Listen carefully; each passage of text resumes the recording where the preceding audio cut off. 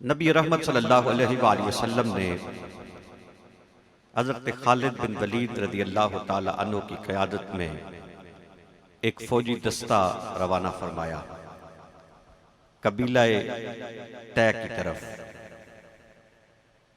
ये हातिम ताई का कबीला था, लेकिन उस वक्त हातिम ताई का विसाल हो चुका था और उसका बेटा अदी कबीले का सरदार था।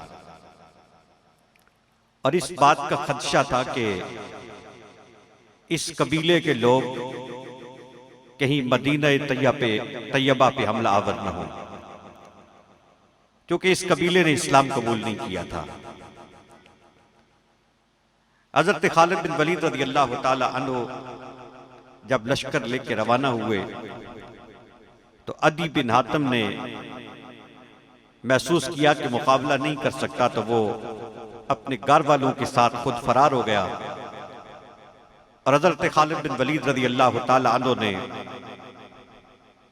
कबीले के कुछ लोगों को, कुछ खवातीन को, कुछ मर्दों को कैदी बना लिया। कैदी बनने वाली खवातीन में से एक खातून आतम ताई की बेटी सफाना भी थी। सैयद आलम सल्लल्लाहु अलैहि वसल्लम की बारगाह में हज़रत खालिद बिन वलीद रज़ी अल्लाह ताला अन्हु वापस लौटते हैं और सारा माजरा, सारी दास्तान बयान करते हैं।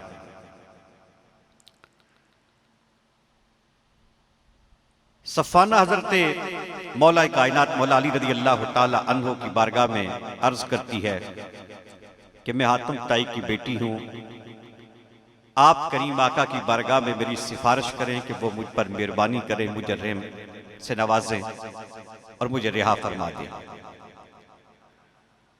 तो हज़रत मौला कायनात रज़ी अल्लाह ताला अन्हु ने जवाब में इरशाद फरमाया कि हम अपने आका की बारगाह में सिफारिश नहीं किया करते, लेकिन हमारे आका रहम फरमाने वाले हैं, करम करने वाले हैं, वो दुखियों के दुख सुनने वाले हैं। नमाज के बाद सरकार तशरीफ लाएंगे कैदियों के मुआयने के लिए, तो तुम उस वक्त सरकार की बारगाह में अपनी दरखास्त पेश करना और साथ अपने वालिद की खूबियों का जिक्र भी करना। तो मुझे उम्मीद है कि आका तुम पे करम फरमा के तुम्हें रिहा कर देंगे। सैयद आलम सल्लल्लाहु अलैहि वसल्लम तशरीफ लाते हैं तो सफाना सरकार की बारगाह में अर्ज करती है कि मैं हातिम ताई की बेटी हूं, मेरा बाप मजलूमों की मदद किया करता था, उनके हक के लिए तलवार उठाया करता था, जालिमों का मुकाबला किया करता था, भूखों को खाना खिलाया करता था, हाजतमंदों की जरूरतें पूरी किया करता था। तो आप मुझ पर मेहरबानी फरमाएं। तो सैयद आलम सल्लल्लाहु अलैहि वसल्लम ने जब सुना कि ये हातिम की बेटी है और हातिम के औसाफ ऐसे थे, तो रहमत आलम सल्लल्लाहु अलैहि वसल्लम उससे मुखातिब होकर इरशाद फरमाते हैं कि लौकाना अबू के माता मुस्लिमा लतरहम अलैहि, कि अगर तुम्हारा बाप मुसलमान हो के मरता तो हम उसके लिए बख्शिश की दुआ करते, रब की बारगाह में उसके लिए रहमत का सवाल करते, लेकिन वो इस्लाम की दौलत से मारूम दुनिया से चला गया। फिर रहमत आलम सल्लल्लाहु अलैहि वसल्लम अपने गुलामों से, साहबा से मुखातिब होकर इरशाद फरमाते हैं कि इसको आजाद कर दो, इसको रिहा कर दो।